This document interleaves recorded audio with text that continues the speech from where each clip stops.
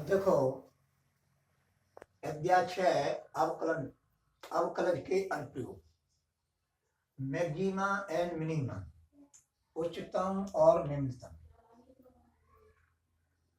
Exercise 6.5, question number 22। एक 28 centimetre लंबे तार को दो टुकड़ों में विभक्त किया जाना है। एक टुकड़े से वर्ग और दूसरे टुकड़े से वृत्त बनाया जाना है। दोनों टुकड़ों की लंबाई कितनी होनी चाहिए जिससे वर्ग एवं वृत्त का सम्मिलित क्षेत्रफल न्यूनतम हो।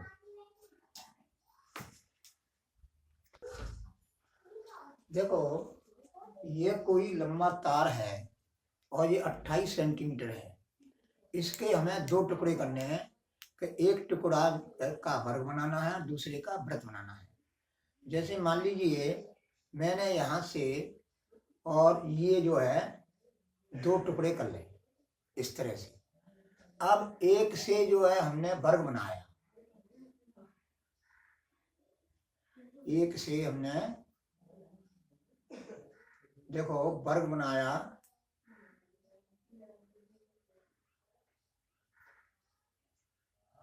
इस तरह से हमने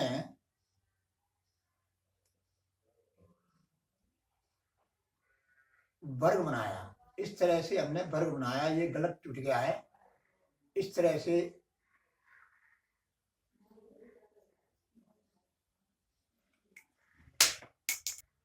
देखो ये जो है एक टुकड़े से हमने वर्ग बनाया। इसकी मैंने लंबाई टुकड़े की x सेंटीमीटर मानी पूरी। अब ये जो है x जो है ये चारों भुजाओं का जोड़ है, तो परिमाप हो गया। वर्ग का क्या हो गया? परिमाप।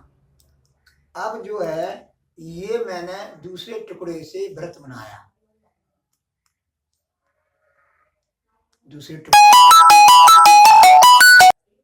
अब देखो उसकी जो मैंने x मानी थी सेंटीमीटर, और दूसरे टुकड़े कितनी हो जाएगी 28 माइनस x, और इससे हमने ये वृत्त बना लिया। तो ये जो होगा परिधि होगी। परिधि कितनी होगी वृत्त की? 28 माइनस x सेंटीमीटर। इस तरह से अब समझो, माना कि एक टुकड़े की लंबाई x सेंटीमीटर है तथा दूसरे टुकड़े की लंबाई 28 माइनस x सेंटीमीटर है। ये वर्ग का परिमाप है और ये वृत्त की परिधि है। ये वृत्त की परिधि है क्योंकि यहाँ दूसरे टुकड़े से वृत्त बनाया गया है और पहले टुकड़े से वर्ग बनाया गया है। तो एक टुकड़े से वर्ग बनाने पर वर्ग का परिमाप बराबर x सेंटीमीटर। अब वर्ग का परिमाप क्या होता है?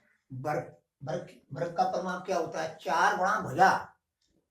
4 गुणा भुजा, तो 4 गुणा भुजा बराबर x सेंटीमीटर हो गया। अब भुजा बराबर हो जाएगा x बट्टे 4 सेंटीमीटर। अब वर्ग का क्षेत्रफल A1 मान लिया मैंने, बराबर भुजा का वर्ग। वर्ग का क्षेत्रफल होता है भुजा का वर्ग। तो भुजा कितनी है? x/4, तो x/4 का होल स्क्वायर बराबर x² बटे 16 सेंटीमीटर स्क्वायर या वर्ग सेंटीमीटर।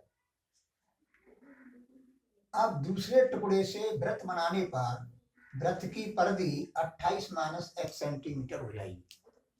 तो वृत्त की परिधि क्या होती है? 2πr।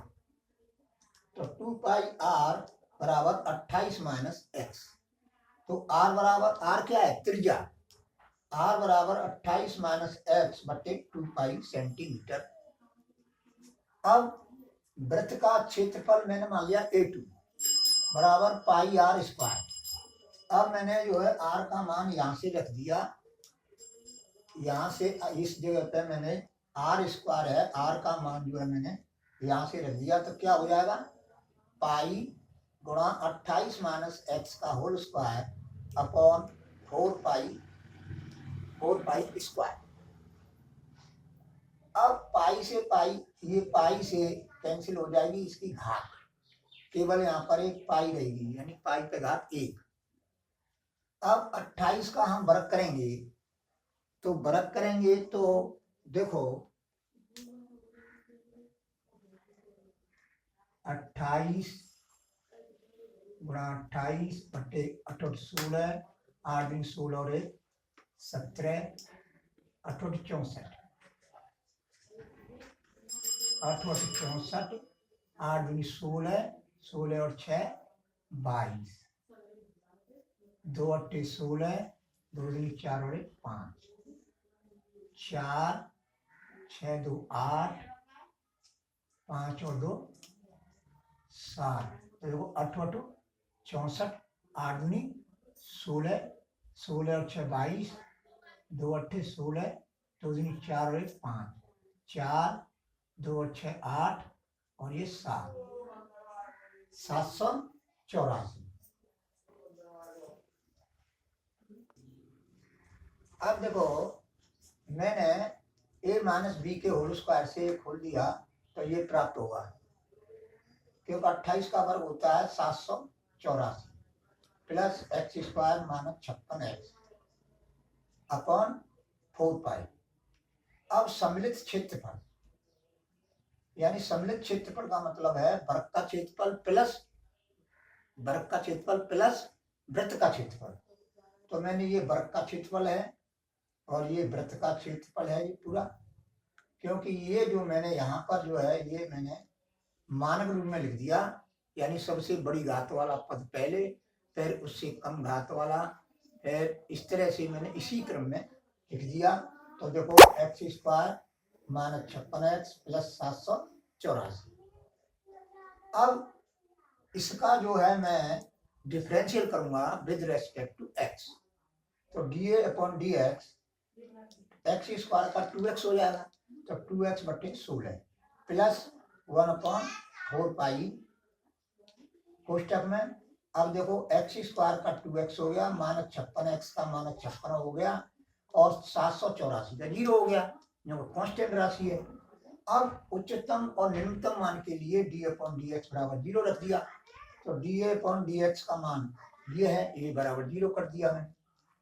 अब क्या है कि 2 से मैंने काट दिया 16, 2 8 16, तो x बाई 8 प्लस 1 अपॉन, अब देखो इसमें क्या किया मैंने, इसमें से मैंने 2 कॉमन ले लिया और 2 कॉमन लेकर के फिर मैंने ये काट दिया, 2 दूनी 4, तो 2 पाई हो जाएगा। इस जगह पर क्या हो जाएगा 2 पाई, और इस जगह पर हो जाएगा x माइनस 28। तो देखो x माइनस 28 बट्टे 4 पाई, ये बट्टे में ही आएगा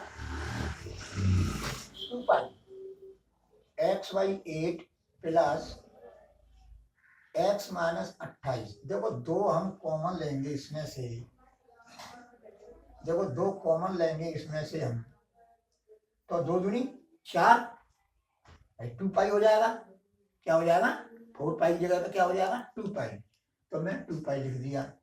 अब इसमें से कॉमन लिया है मैंने 2, जो कटा है, ठीक है। अब देखो मैं यहाँ और समझा देता हूँ,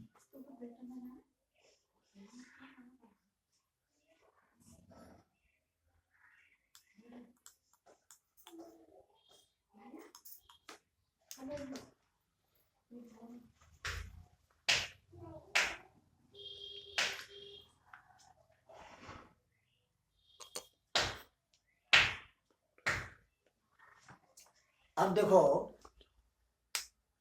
देखो यहाँ से मैंने कॉमन ले लिया, वैसे समझ में नहीं आती आपकी में, मतलब मैंने यहाँ कॉमन ले लिया, मौके बता रहा था मैं।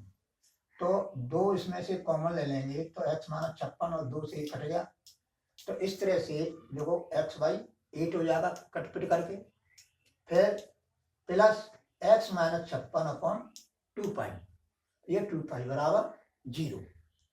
अब पाई x, अब इसमें से मैंने 8 पाई एलसीएम ले लिया, एलसीएम लेकर के फिर मैंने ऊपर जो 8 का भाग जो हम 8 पाई में देंगे तो पाई बार जाएगा, तो पाई का गुणा अंश में कर देंगे तो पाई x हो गया।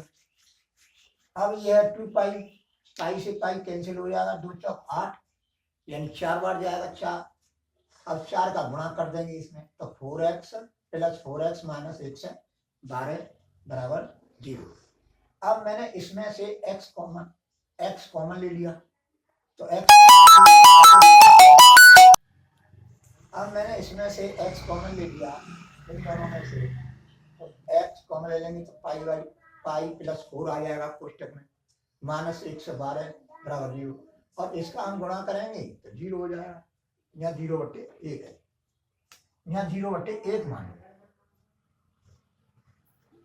अब हम तिर्यक गुणा करके फिर जो है हम कॉमन ले लिया हमने, तो x हमने कॉमन ले लिया तो x कोष्टक में पाई प्लस 4 -112। तो अब हम x बराबर लिखेंगे हम तो 112 बटे पाई प्लस 4 प्राप्त हो जाएगा, क्योंकि इसका हमने पक्षांतर कर दिया तो क्या हो जाएगा 112, फिर हम निकालेंगे तो x बराबर 112 बटे पाई प्लस 4 सेंटीमीटर।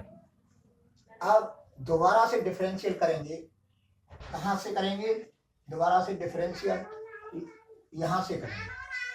अब x का 1 हो गया तो 2/16, तो देखो 2/16 प्लस 1/4 पाई, फिर इसका क्या हो जाएगा 2 हो जाएगा, जब 56 का 0 हो जाएगा, 2x का 2 हो जाएगा, तो 2 ये 2 आ गया। अब 2 दूनी 4 कट जाएंगे तो 2/16 प्लस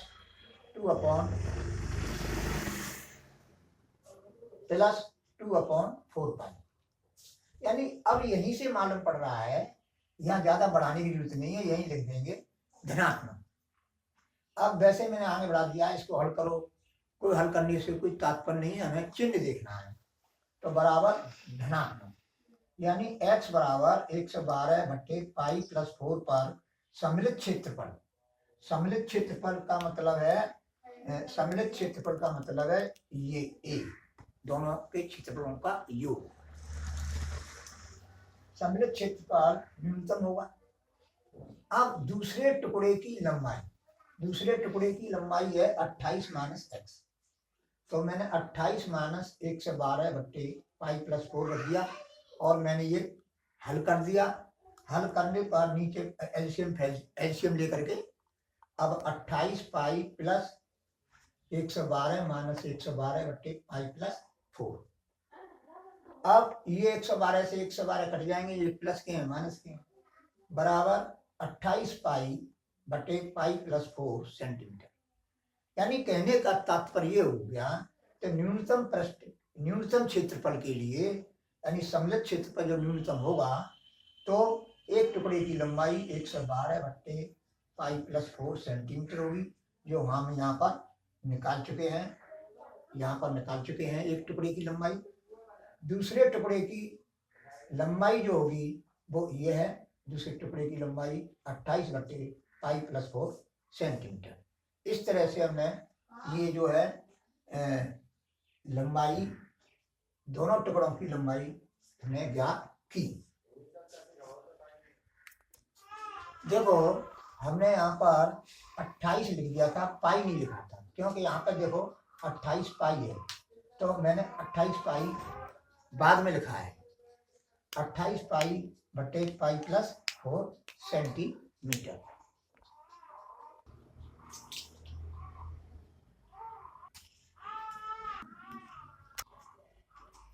प्रश्न है दिया हुआ है, अब ये जो है मैंने चित्र बनाया है, माना वृत्त का केंद्र वो है, ओडी बराबर है तथा बीसी बराबर आर, शंकु के आधार की त्रिज्या ओए बराबर आर, विभिन्न समकोण त्रिभुज ओडीसी में पाइथागोरस त्रिज्या से R square equal to R square, ये स्मॉल आर स्क्वायर बराबर capital R square minus X square, समीकरण नंबर फर्स्ट। भले ही मत मानो, वैसे ही समझा दूंगा आपको। अब जो है शंकु का आयतन b बराबर 1/3 पाई आर स्क्वायर एच, अब पाई/3, और ये मैंने आर स्क्वायर का मान यहाँ से रख दिया, R square capital R square minus X square into H, ये शंकु की ऊंचाई होगी पूरी, तो एच आर प्लस एक्स हो जाएगा, तो आर प्लस एक्स पाई/3 कोष्टक में r³ अब मैंने दोनों का गुणा कर लिया, R cube minus R X square plus R square X minus X cube D V upon D X 3, इसका 0 हो जाएगा, आर क्यू का minus 2rx plus R square minus 3x square बराबर 5/3 कोष्टक में minus 3x square minus 2rx plus R square D V upon D X बराबर 0 करेंगे, तो ये 0 कर दिया मैंने और D V upon D X का मान रख दिया बराबर 0। अब इसको जो हल करेंगे हम तो minus 3x square minus 2r plus R square बराबर 0। अब ये है तुम्हारा माइनस का, इसमें गुणा कर दिया, देखो 5/3 को हम बट्टे में ले जाएंगे 0 हो जाएगा। अब जो है minus 3x square minus 2rx plus R square बराबर 0। अब इम्प्लाइज दैट माइनस का इसमें गुणा कर दिया, 3x square plus 2rx minus R square equal to 0। इसके फैक्टर कर लिए, फैक्टर करने के बाद हमको ये प्राप्त हुआ। फैक्टर करने के बाद छोड़ने पर क्यों है कि x का मान माइनस आ रहा है, त्रिज्या माइनस में होती नहीं है, तो छोड़ने पर और इसको लेने पर। अब जो है इसका हमने डिफरेंशियल किया दोबारा से, तो ये ऋणात्मक मान आएगा, x बराबर x ये मान दिया r/3 माइनस 2r। इस तरह से मैंने हल करके माइनस में आया है। अब x बराबर r/3 शंकु का आयतन पर शंकु का आयतन महत्तम होगा, x बराबर r/3 पर शंकु का महत्तम आयतन ये होगा। अब यहाँ x लिखा है शंकु के आयतन में, शंकु का आयतन है तुम्हारा ये, इसमें मान रख देंगे हम, इसमें मान रखने x की जगह पर r/3 लिखेंगे, इसमें x की जगह पर हम क्या लिखेंगे r/3, तो r/3 रख दिया, तो रखने पर ये प्राप्त हुआ। अब इसमें से एलसीएम लिया, एलसीएम लेकर के ये प्राप्त हुआ, यानी भिन्न का ये भिन्न है, भिन्न को इसको सरल किया, तो ये हो जाएगा बराबर 5/3 गुणा 32r³ बटे 27 π/3। अब इसको मैंने इसमें जो इसको इस तरह से लिख दिया है 4r³ गुणा 8 बटे 27, तो 4πr³ बटे 3 गुणा 8 बटे 27। अब गोले का आयतन जो होता है 4/3 πr³ सूत्र होता है, तो ये गोले का आयतन हो गया पूरा, गोले का आयतन गुणा 8 बटे 27, अर्थात गोले का जो आयतन का, गोले के आयतन का 8 बटे 27, यही हमको सिद्ध करना है।